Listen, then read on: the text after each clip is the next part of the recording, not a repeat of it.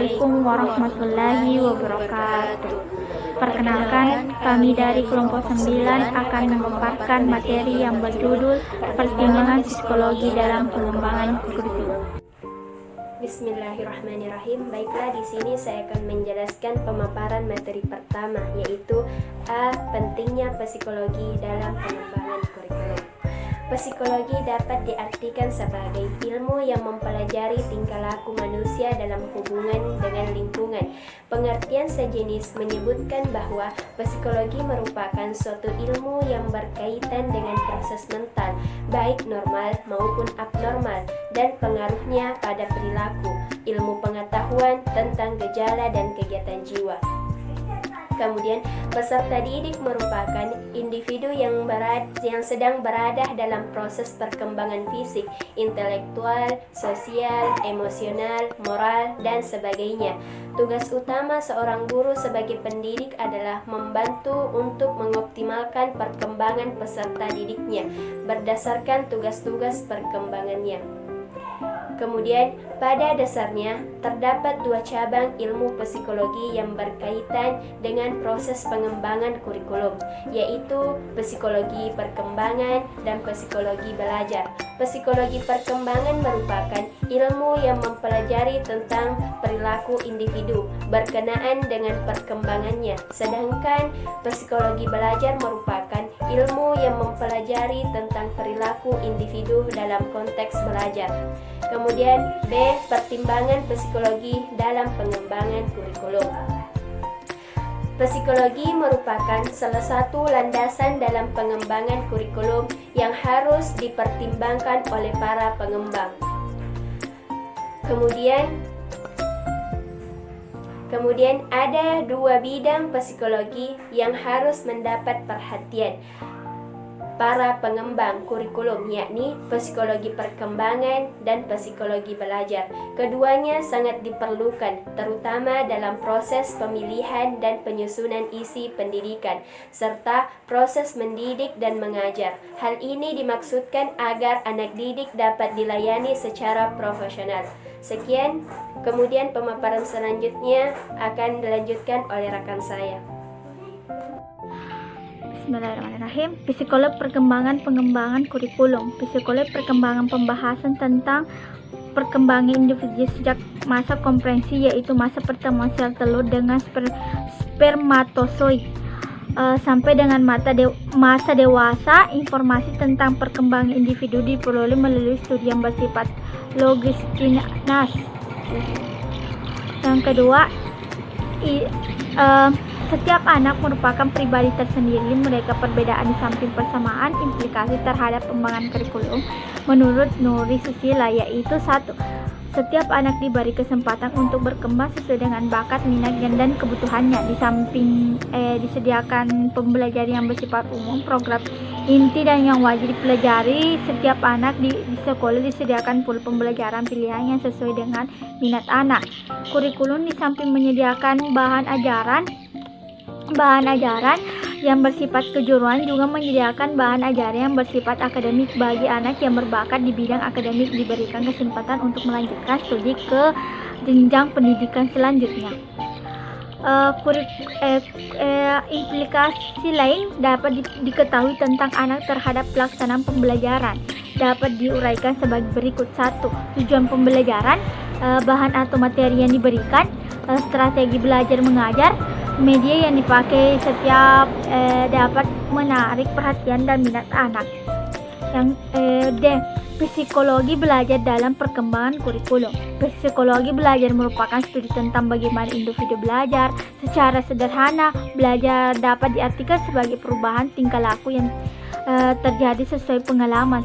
Segala perubahan tingkah laku baik kognitif, aktif maupun fisikomotor. Menurut teori daya, sejak kelahiran anak telah memiliki potensi-potensi atau daya-daya tertentu yang masih memiliki fungsi tertentu seperti potensi daya mengingat, daya berpikir, daya mencurahkan terhadap daya mengamati. Rumpun teori Beforme mencakup 3 teori, yaitu teori konsumisme atau teori asosiasi, teori kondisi, dan teori reformage. Yang ketiga yaitu teori ini banyak mempengaruhi praktik pengajaran di sekolah karena memiliki prinsip-prinsip sebagai berikut. 1. Belajar berdasarkan keseluruhan. Dalam belajar, siswa mempelajari bahwa pengajaran secara keseluruhan bahan-bahan dirinci ke dalam bagian-bagian itu kemudian dipelajari secara keseluruhan. Yang kedua, belajar adalah pembentukan kepribadian. Pembentuk anak dipandang sebagai makhluk memiliki kepribadian yang berbeda-beda. Yang ketiga, belajar berkat pemahaman, yaitu proses pemahaman mengandung makna pengesahan pengetahuan. Yang keempat, belajar berdasarkan pengalaman. Belajar itu adalah pengalaman. Proses belajar adalah bekerja, mereaksi, memahami, dan mengetahui dalam belajar tersebut. Yang kelima yaitu belajar adalah satu proses perkembangan. Ada 3 teori yang diperlukan diketahui guru, yaitu perkembangan anak merupakan hasil dari pembawaan, perkembangan anak merupakan hasil lingkungan, dan perkembangan anak menghasilkan hasil keduanya. Rumpun teori Beforme mencakup 3 teori, yaitu teori konsumisme atau teori asosiasi, teori kondisi, dan teori reformage.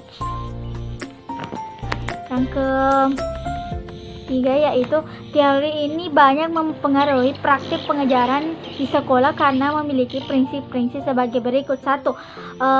Belajar berdasarkan keseluruhan. Dalam belajar, siswa mempelajari bahwa pengajaran secara keseluruhan bahan-bahan dirinci ke dalam bagian-bagian itu kemudian dipelajari secara keseluruhan. Yang kedua, belajar adalah pembentukan kepribadian. Pembentuk anak dipandang sebagai makhluk memiliki kepribadian yang berbeda-beda. Yang ketiga, belajar berkat pemahaman, yaitu proses pemahaman mengandung makna pengesahan pengetahuan. Yang keempat, belajar berdasarkan pengalaman. Belajar itu adalah pengalaman. Proses belajar adalah bekerja, mereaksi, memahami, dan mengetahui dalam belajar tersebut.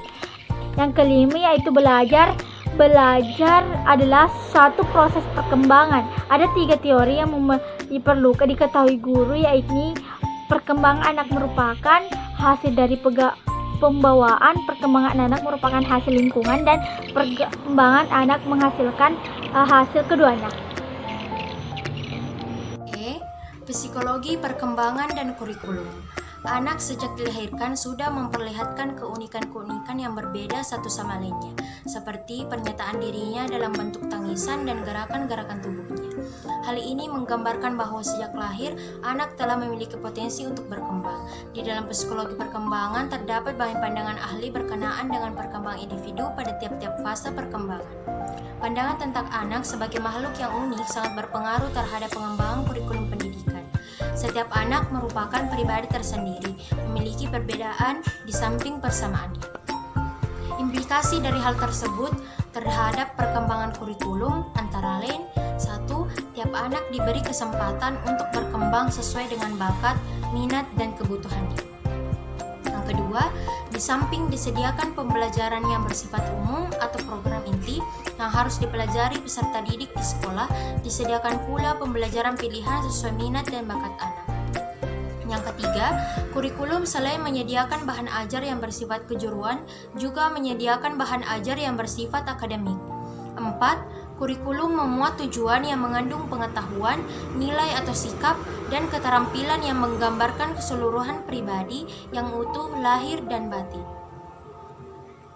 Implikasi lain dari pengetahuan tentang anak sebagai peserta didik terhadap proses pembelajaran atau aktual kurikulum dapat diuraikan sebagai berikut. 1. Tujuan pembelajaran yang dirumuskan secara operasional selalu berpusat pada perubahan tingkah laku anak didik. 2. Bahan materi pembelajaran yang diberikan harus sesuai dengan kebutuhan minat dan perhatian anak. Bahan tersebut mudah diterima oleh anak.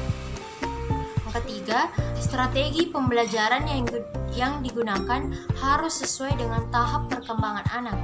Yang keempat, media yang digunakan selalu menarik perhatian dan minat anak didik. Dan yang kelima, sistem evaluasi berpadu dalam satu kesatuan yang menyeluruh dan berkesinambungan dari satu tahap ke tahap berikutnya dan dilaksanakan secara terus-menerus. F. Psikologi belajar dan kurikulum merupakan suatu cabang ilmu yang mengkaji bagaimana individu belajar. Belajar dapat diartikan sebagai perubahan perilaku yang terjadi melalui pengalaman. Menurut KBBI, belajar berasal dari kata ajar yang berarti suatu petunjuk yang diberikan kepada orang supaya diketahui atau diturut. Segala perubahan perilaku yang terjadi karena proses pengalaman dapat dikategorikan sebagai perilaku belajar. Perubahan yang terjadi secara insting atau terjadi karena secara kebetulan bukan termasuk belajar. Psikologi belajar yang berkembang sampai saat ini pada dasarnya dapat dikelompokkan menjadi 3 kelas. Antara lain yaitu A. Teori disiplin daya atau disiplin mental, fakulti teori. Menurut teori ini, anak sejak dilahirkan memiliki potensi atau daya tertentu, fakultis yang masing-masing memiliki fungsi tertentu, seperti potensi atau daya mengingat, daya berpikir, daya mencurahkan pendapat, daya mengamati, daya memecahkan masalah, dan sejenisnya. Potensi-potensi tersebut dapat dilatih agar dapat berfungsi secara optimal. Daya berpikir anak sering dilatih dengan pembelajaran berhitung misalnya. Daya mengingat dilatih dengan menghafal sesuatu. Daya yang telah terlatih dipindahkan ke dalam pembentukan lain. Pemindahan atau transfer ini mutlak dilakukan melalui latihan dan lain-lain. Karena itu, pengertian pembelajaran dalam konteks ini melatih anak didik dalam daya-daya itu. Cara pembelajaran pada umumnya melalui hafalan dan latihan-latihan. B. Behaviorisme. Dalam aliran behaviorisme ini terdapat 3 rumpun teori yang mencakup materi koneksionisme atau asosiasi, teori conditioning dan teori operan conditioning, reinforcement. Behaviorisme muncul dari adanya pandangan bahwa individu tidak membawa potensi sejak lahir. Perkembangan individu dipengaruhi oleh lingkungan, yaitu keluarga, lembaga pendidikan, masyarakat. Behaviorisme menganggap bahwa perkembangan individu tidak muncul dari hal yang bersifat mental. Perkembangan hanya menyangkut hal yang bersifat nyata yang dapat dilihat dan diamati. Menurut teori ini, kehidupan tunduk pada hukum SR, yaitu stimulus dan respon atau aksi-reaksi. Menurut teori ini, pada dasarnya, belajar merupakan hubungan respon stimulus. Belajar merupakan upaya untuk membentuk hubungan stimulus-respon seoptimal mungkin. Tokoh utama teori ini yaitu Edward L. Thorndike yang memunculkan 3 teori belajar yaitu Law of Friedlands, Law of Exercise, dan Law of Effect. Menurut hukum kesiapan, hubungan antara stimulus dengan respon akan terbentuk bila ada kesiapan pada sistem syaraf individu. Hukum latihan atau pengulangan, stimulus dan respon akan terbentuk apabila sering dilatih atau diulang-ulang. Hukum akibat efek menyatakan bahwa hubungan dapat antara stimulus dan respon akan terjadi apabila ada akibat yang menyenangkan. C. Organismik atau kognitif gestaltfield. Menurut teori ini, keseluruhan lebih bermakna daripada bagian-bagian. Keseluruhan bukan kumpulan dari bagian-bagian. Manusia dianggap sebagai makhluk yang melakukan hubungan timbal balik dengan lingkungan secara keseluruhan. Hubungan ini dijalin oleh stimulus dan respon. Stimulus yang hadir diseleksi menurut tujuannya, kemudian individu melakukan interaksi dengannya terus-menerus sehingga terjadi suatu proses pembelajaran. Dalam hal ini, guru lebih berperan sebagai pembimbing bukan sumber informasi, sebagaimana diungkapkan dalam pandangan koneksionisme. peserta didik lebih berperan dalam hal proses pembelajaran. Belajar berlangsung berdasarkan pengalaman, yaitu kegiatan interaksi antara individu dengan lingkungannya. Belajar menurut teori ini bukanlah sebatas menghafal tetapi memecahkan masalah. Dan metode belajar yang dipakai adalah metode ilmiah dengan cara anak didik dihadapkan pada suatu permasalahan yang cara penyelesaiannya diserahkan kepada masing-masing anak didik, yang pada akhirnya peserta didik dibimbing untuk mengambil suatu kesimpulan bersama dari apa yang telah dipelajari.